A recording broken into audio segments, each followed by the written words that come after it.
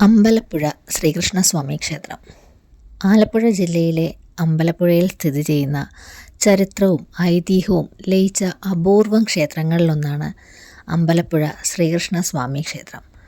പാർത്ഥസാരഥി സങ്കല്പത്തിൽ വലത് കൈയിൽ ചമ്മട്ടിയും ഇടത് കൈയിൽ പാഞ്ചജന്യവുമായി നിൽക്കുന്ന പരബ്രഹ്മ സ്വരൂപനായ ശ്രീകൃഷ്ണ ഭഗവാന്റെ പ്രതിഷ്ഠയാണ് ഇവിടുത്തേത്.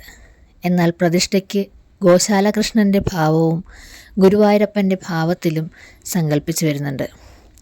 ലോകപ്രസിദ്ധമായ അമ്പലപ്പുഴ പാൽപ്പായസവും അമ്പലപ്പുഴ വേലകളിയും ഈ ക്ഷേത്രത്തിനോട് അനുബന്ധിച്ചുള്ളവയാണ്. ഉച്ചപൂജയ്ക്ക് പാൽപ്പായസം സേവിക്കുവാൻ ഗുരുവായൂരപ്പൻ അമ്പലപ്പുഴയിൽ എത്തുമെന്ന് ഐതിഹ്യവുമുണ്ട്. ഇക്കാരണത്താലാണ് ഇവിടെ ഉച്ചപൂജയ്ക്ക് ഗുരുവായൂരപ്പനായി സങ്കല്പിച്ച് ഭഗവാനെ ആരാധിക്കുന്നത്. പഴയ നാട്ടുരാജ്യമായിരുന്ന ചെമ്പകശ്ശേരിയിലെ ഭരണാധികാരി പൂരാടം തിരുനാൾ ദേവനാരായണൻ ക്രിസ്തുവർഷം 1545 അമ്പലപ്പുഴയിൽ ഈ ക്ഷേത്രം നിർമ്മിച്ചത്. അമ്പലപ്പുഴ ക്ഷേത്രപ്രതിഷ്ഠയുമായി ബന്ധപ്പെടുത്തിയാണ് മൂലം നാളിൽ ചമ്പക്കുളം പമ്പാ നദിയിൽ രാജപ്രമുഖൻ വള്ളംകളി അരങ്ങേറുന്നത്. ഉപദേവതകളായി ശിവൻ, ഗണപതി, അയ്യപ്പൻ, ഭദ്രകാളി, നാഗദൈവങ്ങൾ എന്നിവർക്കും പ്രതിഷ്ഠകളുണ്ട്. മീനമാസത്തിൽ തിരുവോണമാറാട്ടായി 10 ദിവസം ഉത്സവം ക്ഷേത്രത്തിലുണ്ട്. ഇവയിൽ 9-ാം ദിവസമാണ് ഏറ്റവും വിശേഷം. കൂടാതെ അഷ്ടമി രോഹിണി, വിഷു എന്നിവയും വിശേഷമാണ്. തിരുവിതാംകൂർ ദേവസ്വം ബോർഡിൻ്റെ കീഴിലാണ് ഈ മഹാക്ഷേത്രം.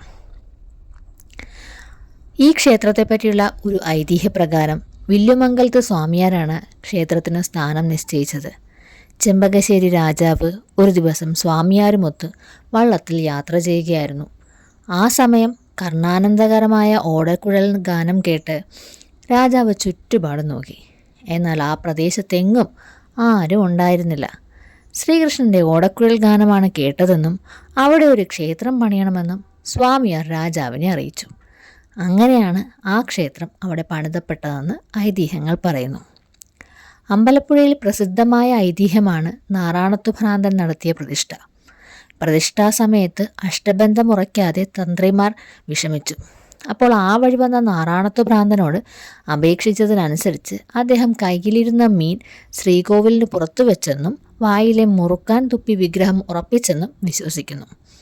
താമ്പൂലം ഒഴുക്കി വിഗ്രഹപ്രതിഷ്ഠ നടത്തിയതുകൊണ്ടാണ് താമ്പൂലപ്പുഴയെന്നും പിന്നീട് അമ്പലപ്പുഴയെന്നും പേര് വന്നെന്നും പറയപ്പെടുന്നു.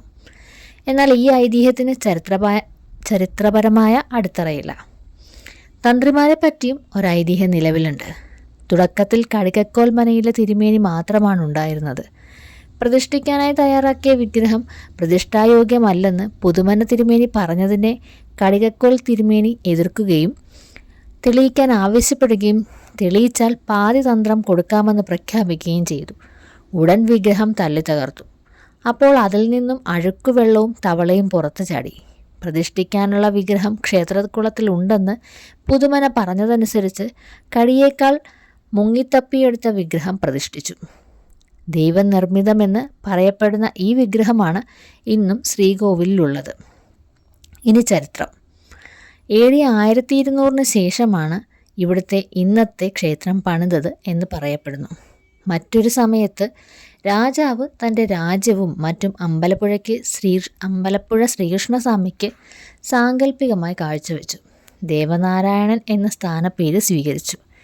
18-ാം നൂറ്റാണ്ടിൽ തിരുവിതാംകൂർ രാജാവായിരുന്ന അനിഴം തിരുനാൾ മാർത്താണ്ഡവർമ്മ ചെമ്പകശ്ശേരിയെ ആക്രമിച്ചു കീഴ്പ്പെടുത്തിയ ശേഷം ചെമ്പകശ്ശേരി രാജാവിൻ്റെ ശൈലി സ്വീകരിച്ചാണ് തിരുവിതാംകൂറിനെ ശ്രീപത്മനാഭന് സമർപ്പിച്ച ശേഷം പത്മനാഭദാസൻ എന്നു പേര് സ്വീകരിച്ചത് എന്ന് പറയപ്പെടുന്നു.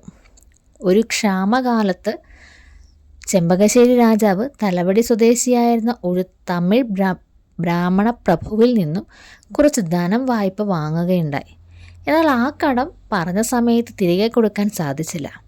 ഒരിക്കൽ ആ ബ്രാഹ്മണൻ ക്ഷേത്രത്തിൻ്റെ കിഴക്കേ നടയിൽ വന്ന് തൻ്റെ കുടുംബ അഴിച്ച് ശപഥം ചെയ്തു പറഞ്ഞു, രാജാവ് തൻ്റെ കടം വീട്ടാതെ ഇന്നത്തെ ഉച്ചപൂജ നടത്തരുതെന്ന്. അത് കേട്ട ഖിന്നനായ രാജാവ് തൻ്റെ മന്ത്രിയായ മണക്കാട്ടമ്പിളി മേനോനോട് കാര്യം പറയുകയും ചെയ്തു. മേനോൻ്റെ നിർദ്ദേശപ്രകാരം അമ്പലപ്പുഴ ദേശത്തെ സകല കരക്കാരും തങ്ങളുടെ മുഴുവൻ നെല്ലും ക്ഷേത്രത്തിൻ്റെ കിഴക്കേ നടയിൽ കൊണ്ട് ചൊരിഞ്ഞു. മന്ത്രി ബ്രാഹ്മണനോട് ഉച്ചപൂജയ്ക്ക് മുൻപായി ധാന്യം എല്ലാം എടുത്തു മാറ്റുവാനും ആവശ്യപ്പെട്ടു. എന്നാൽ അവിടുത്തെ ഒരു വള്ളക്കാരും ബ്രാഹ്മണനെ സഹായിക്കാൻ കൂട്ടാക്കിയില്ല.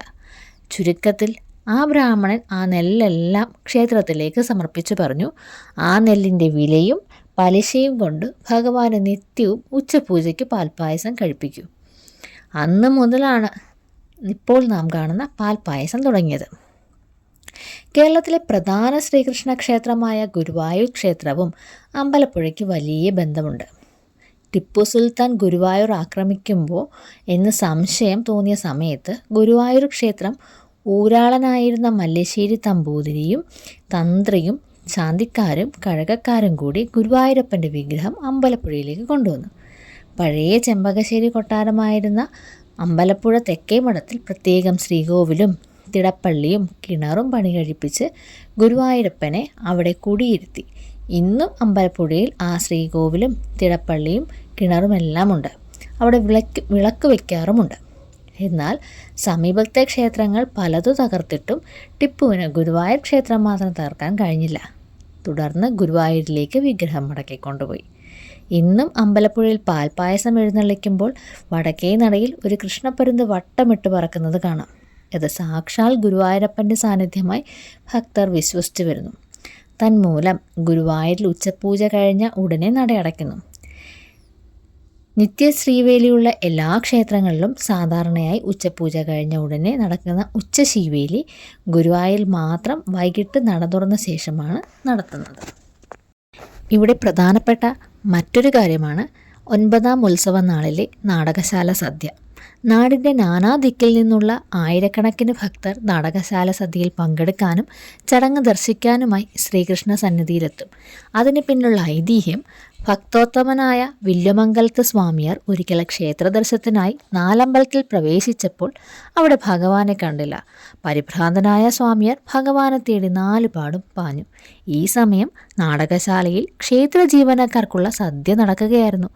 ഭഗവാനെ തിരക്കെത്തിയ സ്വാമിമാർ ബാലൻ്റെ വേഷത്തിൽ സദ്യയ്ക്ക് നെയ്യ് വിളമ്പുന്ന സാക്ഷാൽ ഭഗവാനെയാണ് കണ്ടത്. കണ്ണാ എന്ന് വിളിച്ച് സ്വാമിമാർ ഓടിയടുത്തെങ്കിലും ഭഗവാൻ ഓടിമറഞ്ഞു. കഥയറിഞ്ഞവരെല്ലാം സദ്യ ഉപേക്ഷിച്ച് സ്വാമിമാർക്കൊപ്പം കണ്ണനെ തേടി പാഞ്ഞു. ഇതിൻ്റെ സ്മരണ നിലനിർത്തുന്നതാണ് നാടകശാല സദ്യ.